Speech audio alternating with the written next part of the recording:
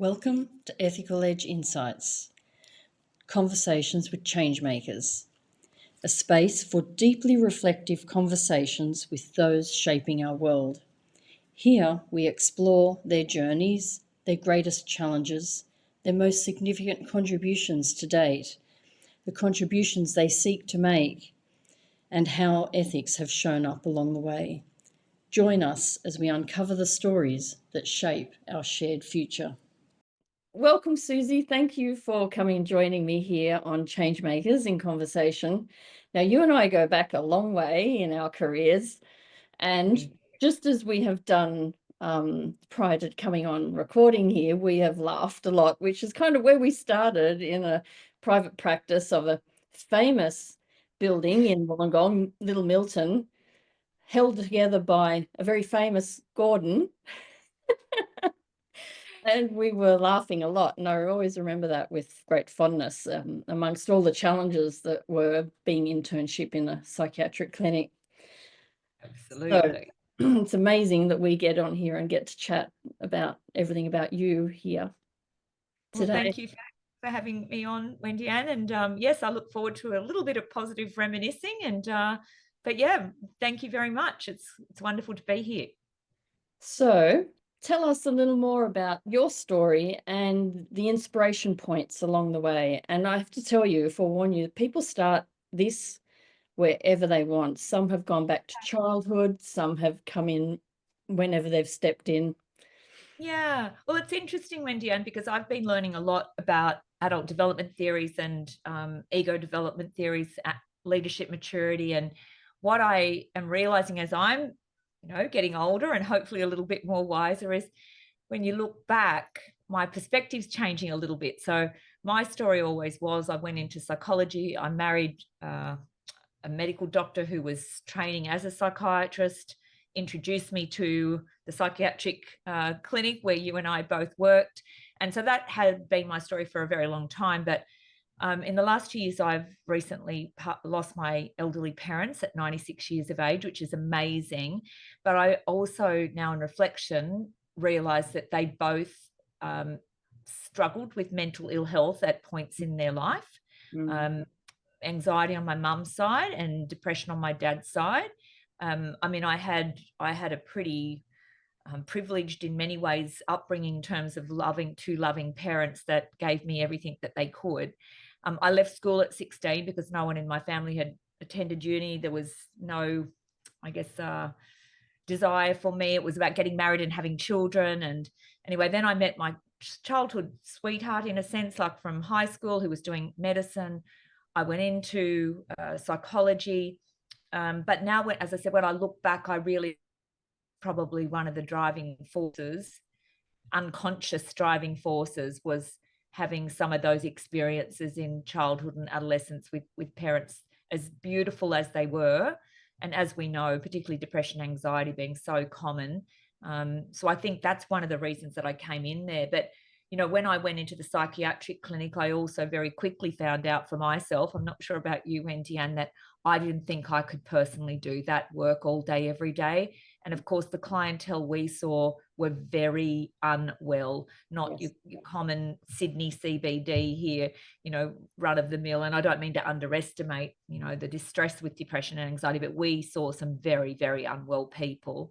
Yeah, and so basically the people we were seeing, they would have been in institutions or in hospitals and they were shut down, and now they were coming into the private practice. So we were seeing the very deep end of psychiatric illness.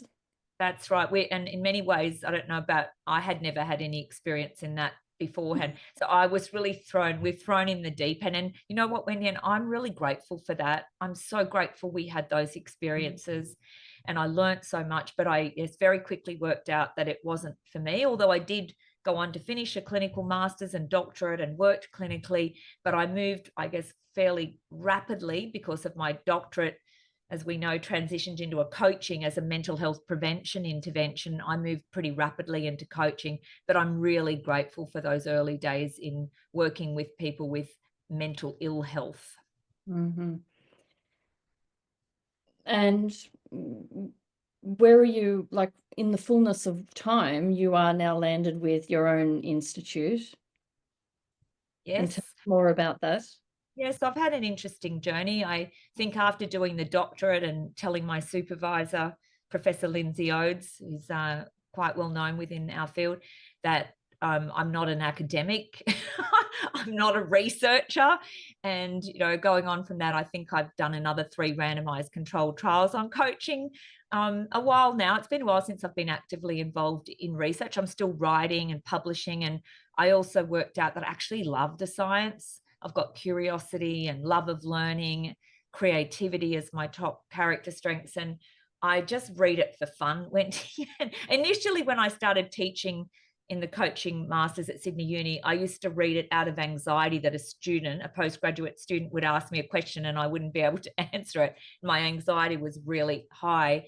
But now I just read it because I love it, and I always have. I think the beauty of us working with clients during our studies and our learning is that you had an opportunity to utilize it and see how it worked in real professional life. So yes, I've been working in the proactive coaching and positive psych for many years now. Have published quite a bit, including our co-edited book, Positive Psychology Coaching in the Workplace, and so I'm a pracademic. I really am, in the true sense of the word, a pracademic. I'm primarily a practitioner, but I love the science. I've still got 3 honorary academic positions, and I aim to continue that for as long as I can.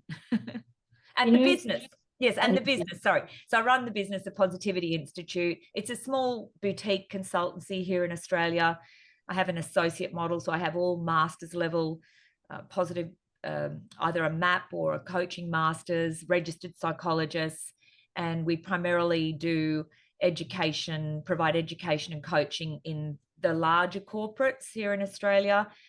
I've been very privileged to have been involved very early on in positive education here in Australia. It's a very tiny bit of what we do now. It's mainly the big corporates. And then I retain a handful of senior executive coaching clients, which I love. I took a couple of years off from that, but I came back to it and I absolutely love it. So I'll be doing that for as long as I possibly can too. That's where your activeness will be. Yeah. Just as you were talking about you being in positive psychology, and it just linked in my mind that potentially you and I are in a really good place to speak to the challenges or the concerns about the application of positive psychology with the populations that we began with, because we were Yes. both in that coaching pos psych space in amongst that clinical population. That's right. And as you know, in the early days, especially coaching psychology, but positive psychology was like it's for the normal population. And now, of course, there's a recognition that just how many people are struggling or languishing. Um, and of course, there's been emergence of positive clinical psychology, positive psychiatry. Now, I haven't really immersed myself too much in that field because I've moved out of my clinical, but I am, again, as I said before, very thankful that I had some opportunities because I continued to work with people, particularly with depression and anxiety, and I'd still take a coaching approach. I'd still do values, which even before ACT was actively promoted, I was using values and visioning and strengths-based approaches. But, for me, it really is your professional knowledge and skill on what you're applying and how you're applying the science that might fit under the umbrella of positive psychology or well-being science. Mm-hmm.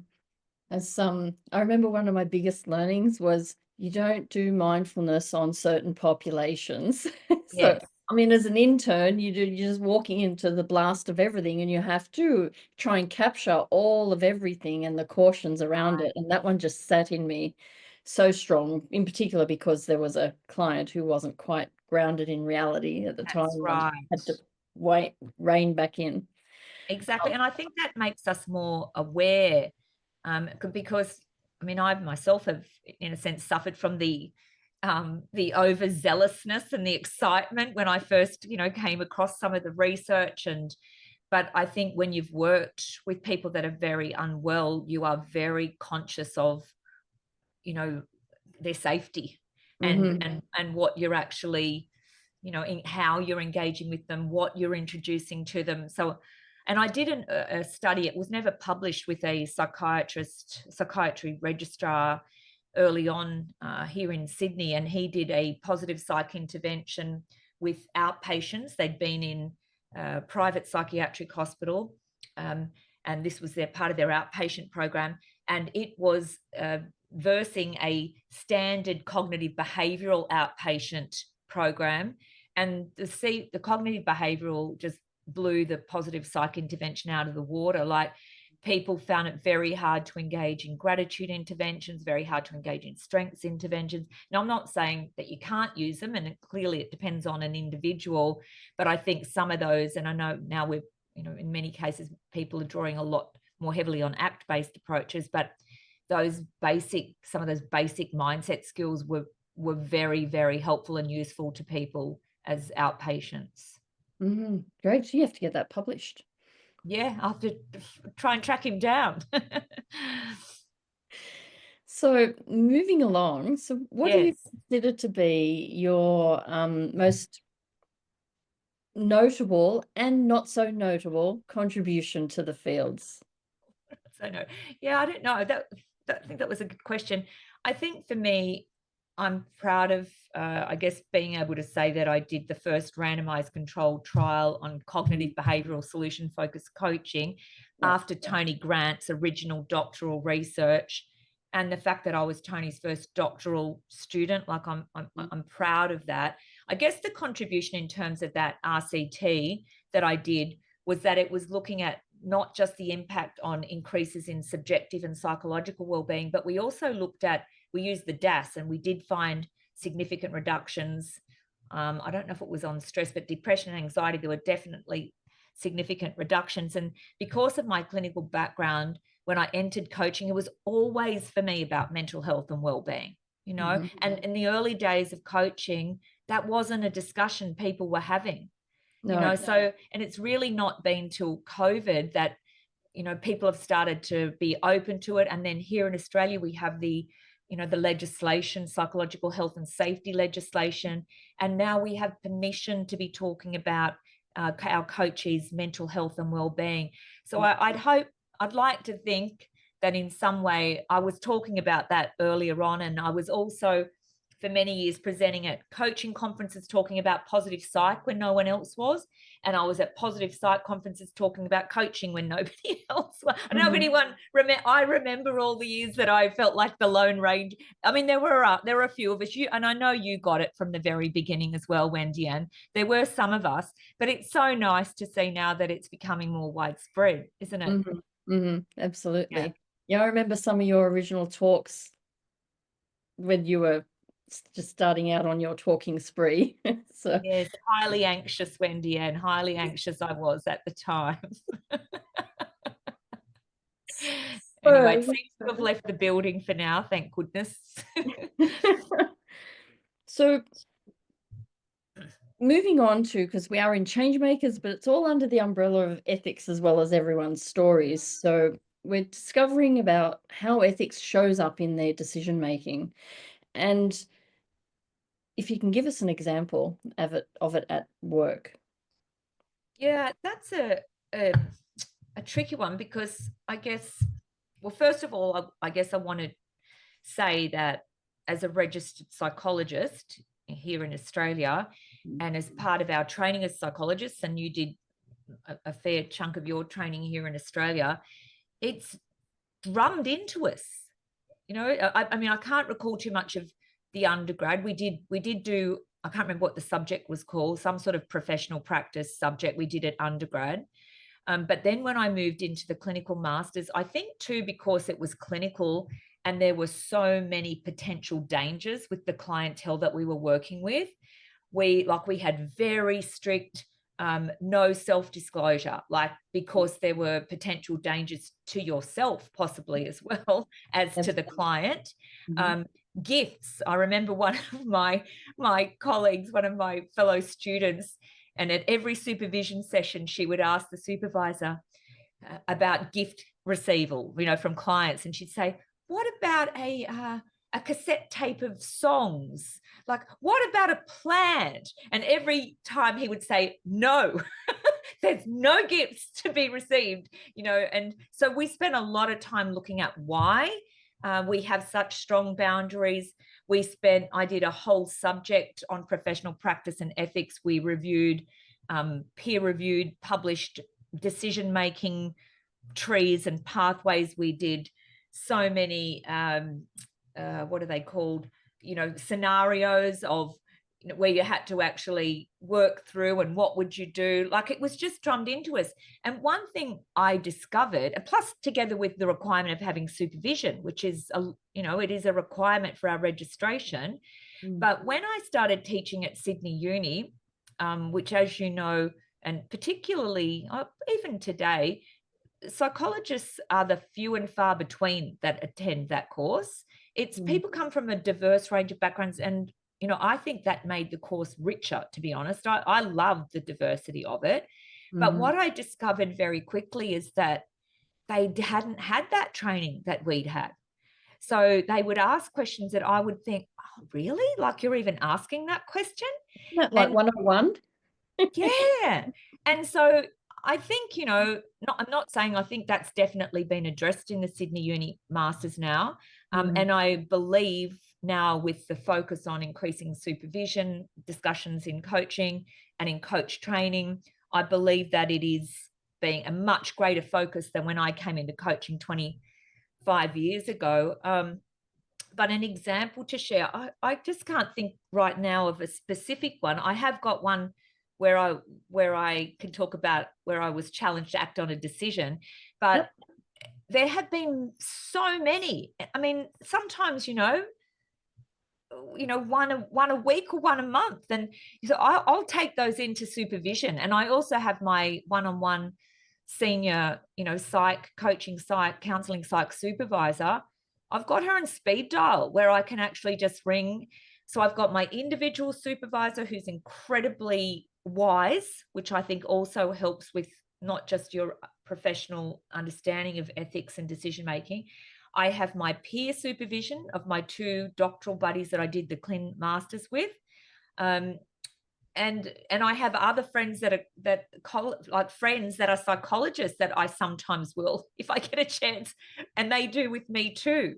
It's always in the forefront of my mind. Is this the right thing to do? And I think the older I get and the more I'm trying to become more wise, Wendy-Ann, I'm thinking about my decisions even more than I ever have now. Yeah, So I agree with you about this, that coaching's been slow to really latch on to what I considered to be the most vigorous grounding that we've had as psychologists. Yet I had yes, a really humbling experience. And I just went, wow, I need to like tone down my ego a little bit on in this way. And it was when the Ethical Coaches Handbook, we were starting to edit that, and I was co-authoring the first chapter.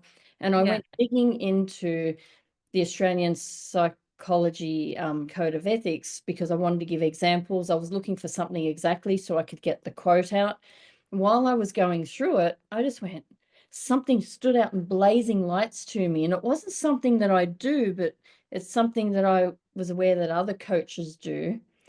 And I just went, holy dooly. Like, I wonder if we really are we really like aware of every component in that code to be reflecting on it. I know. And it was so humbling to have had that experience. So I posted it on LinkedIn, like that Okay. particular pit that I wanted, because I just went, well, I hope coaches read this, because it does rein into their own code of ethics. It links to their own code of ethics a bit, but not in the same way that psychologists have to work around it. But it was incredibly humbling at that, because I go, yeah, I know my own code. Well, maybe I don't. Maybe I need Yes. to review it more. And I think you're right. I think we need, and I'm saying we, me, needs to be more intentional Mhm. about carving out time. And I just noticed the Australian Psych Society have just put out, I don't know if it's strictly speaking a new code of ethics. I think it is.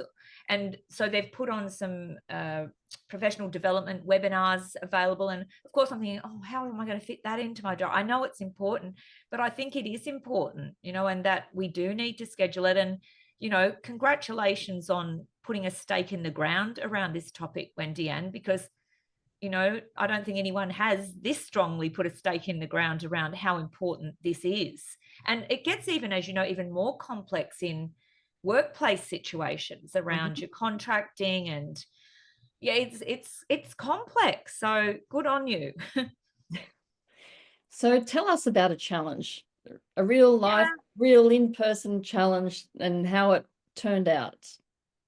Yeah, I've had a few recently, but the one that is, again, I guess it was personal and professional Mhm. challenge was leaving a business partnership, which I know you know a little bit Yep. about that.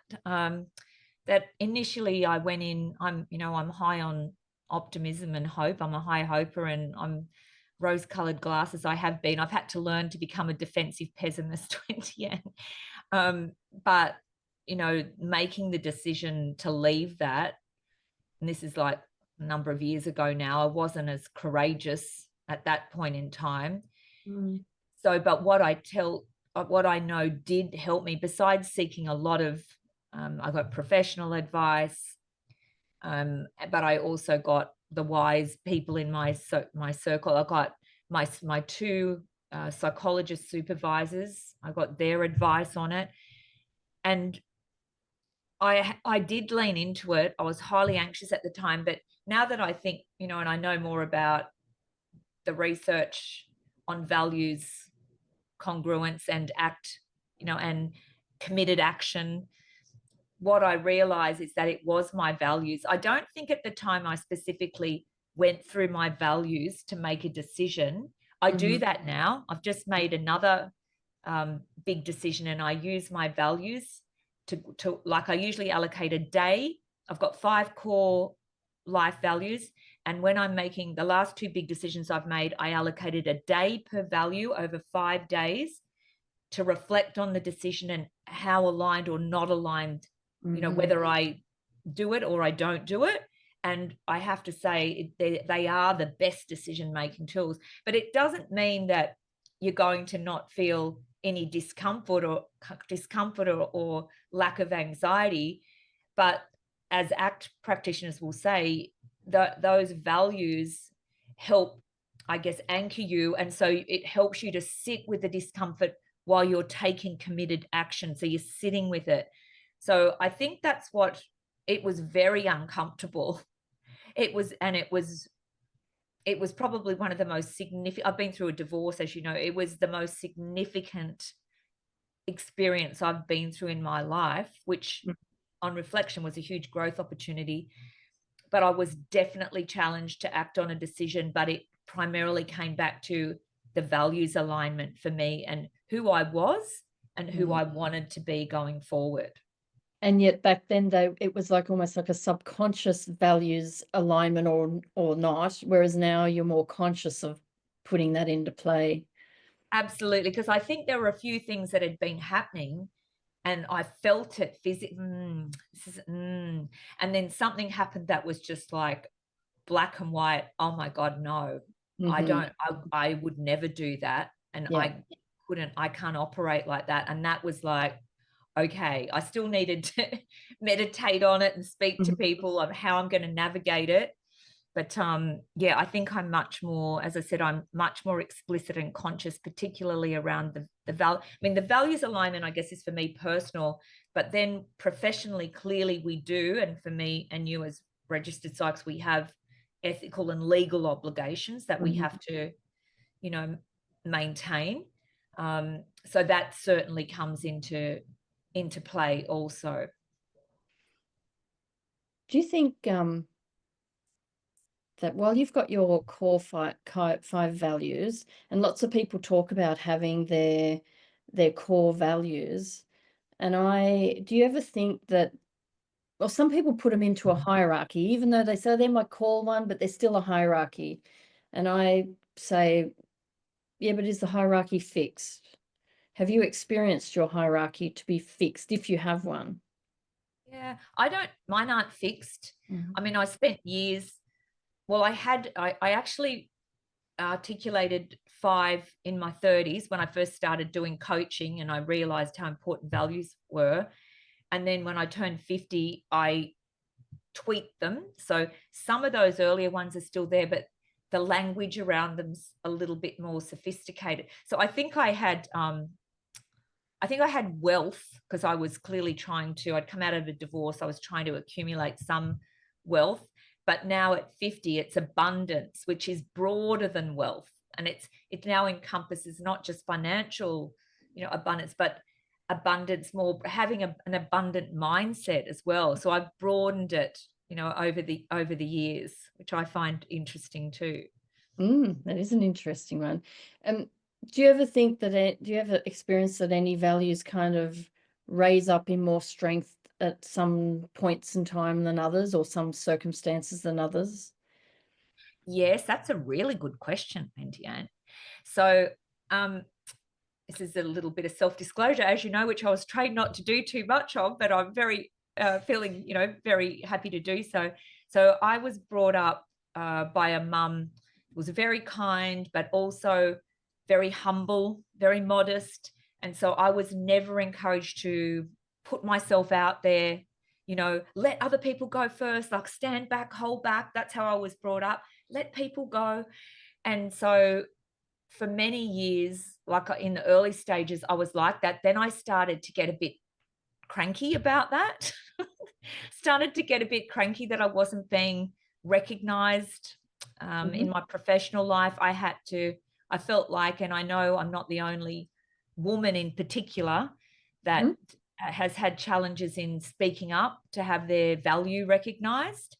Hmm. And so, as we know, well, I think you've probably witnessed it even with clients. Sometimes when they're working on it, it swings the other way. The pendulum swings.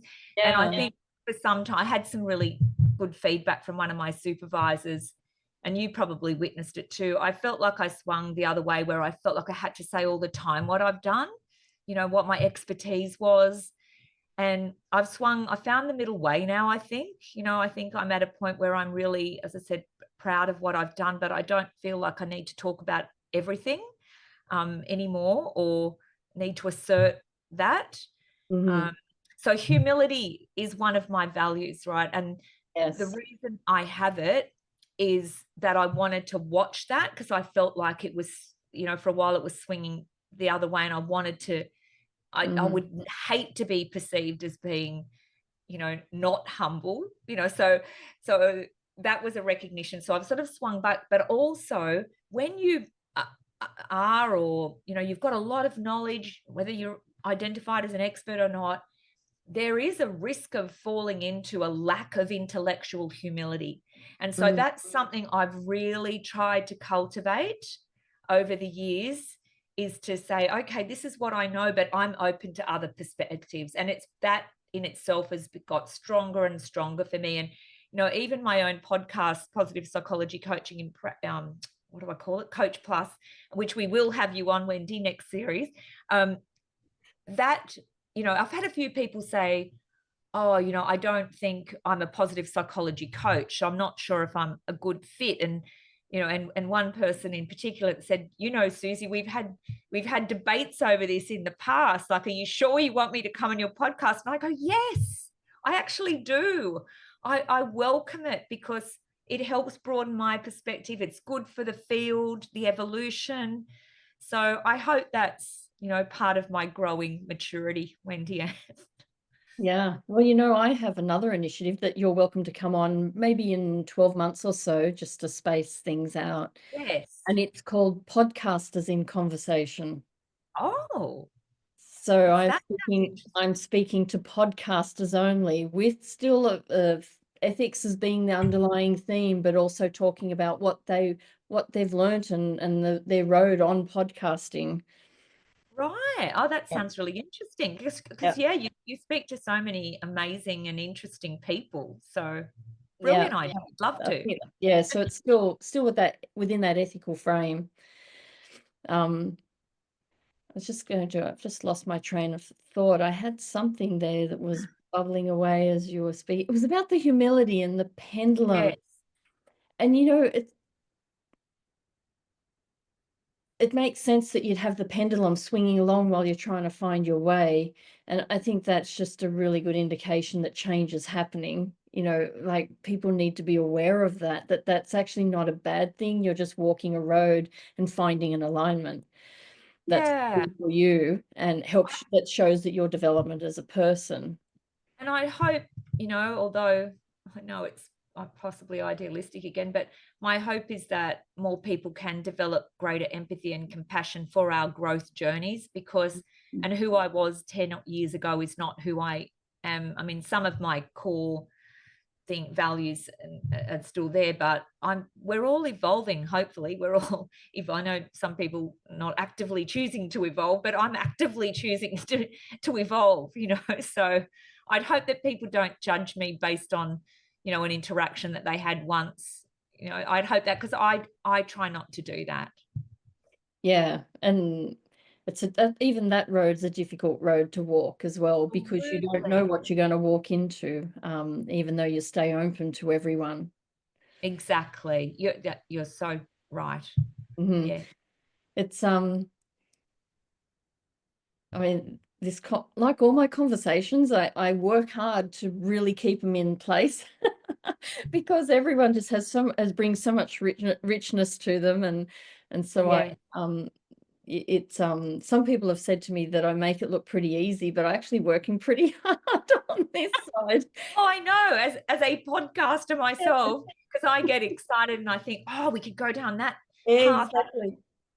and then I think, oh, it's not as polished as other podcasters. Of course, I make those, but it's me, and at this stage of my life, I'm happy with that. Exactly. Yeah, I really do show up as me here, and that's fine. And that means we go off on tangents, but I love that what those tangents bring to the conversation. exactly.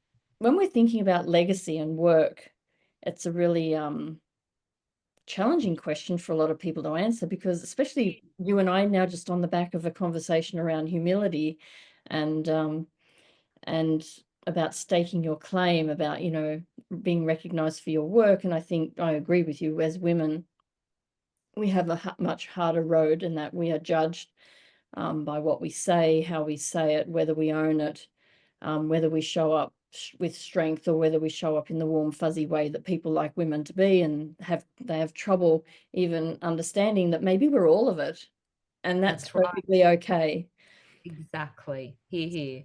Then we step into, what would you like your legacy to be? Well, Indian, I've known for quite a while that the work that I do is my calling. I, and I've had a number of non-scientific experiences that confirms that for me. But the one area which I'm not that involved with very much currently is my work in education. So, firstly, I never had any intention to do work in schools. Um, I ended up, I think, after my randomized controlled trial and my first subject at Sydney Uni, I had this enthusiastic student nodding. And at the end of the first lecture, she came up and she said, "Oh, Suzy, I'm a school counselor. Could we do this with the students?" And I said, "Of course we could." And so that led to, I think, my second randomized controlled trial, which was a coaching program for senior high school students, which then the teacher said, "We need this more than the students." So then I did another RCT with teachers. And that was all sort of, Seligman hadn't really gone to Geelong by then. I was doing this pre-Marty being brought into Geelong. And then POSED formally launched with Marty Seligman in Geelong. Mhm. And he went in there 2008, 2009.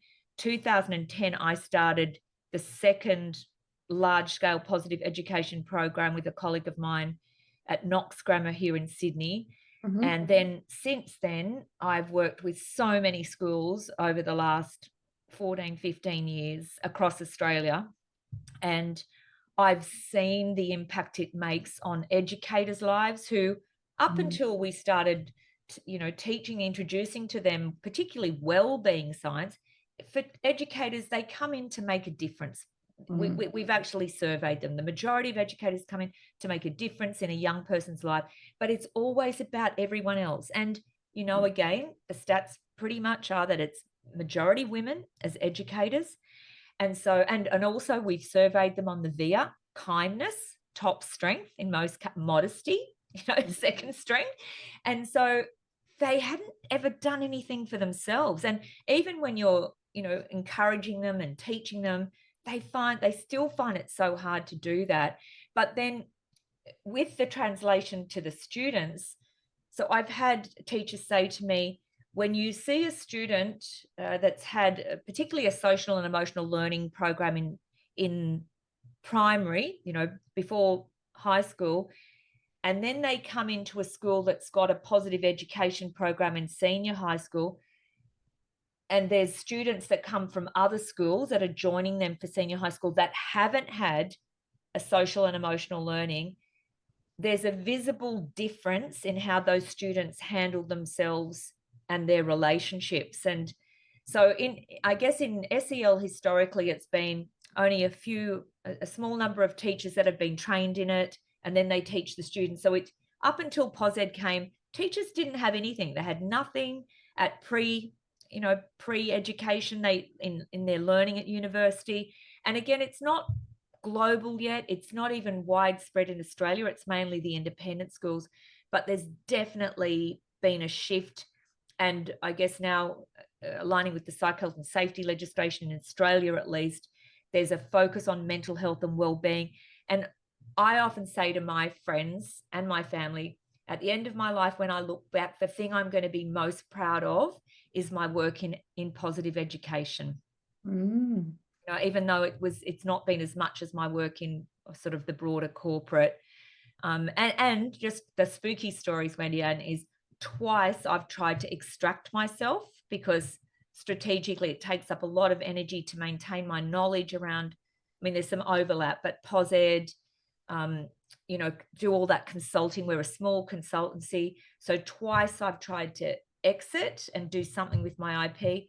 Twice it hasn't worked out, and I've been pulled back in again to it. And so we are still, as I said, doing a little bit of work. Plus I've got a student coaching program, which looks like it might be taken up by a European Ministry of Education, which I'm waiting to hear about that. And so who knows the legacy? Some of that might go beyond me, and maybe not me, but now I've got students that are, wanting to know about the work in positive education, and teachers that have done masters. And so those early days when I used to stand up there like Pollyanna, and the teachers were skeptics and cynics, and was really hard going. But now, so I did some of that hard work. Yeah. For the early days for people to come into that space. And I'm proud of that. Yeah. Yeah. Well done. Yeah. So what do you think is the pressing issue of the time? I think there's a lot of discussion around AI at the moment. I sit on the scientific advisory board for Coach Hub, and I'm on a special board around AI, not because I'm an expert in it, but primarily because I'm one of the few practitioners. There's a lot of academics involved in it. No, but you and I both know we're experts in chat.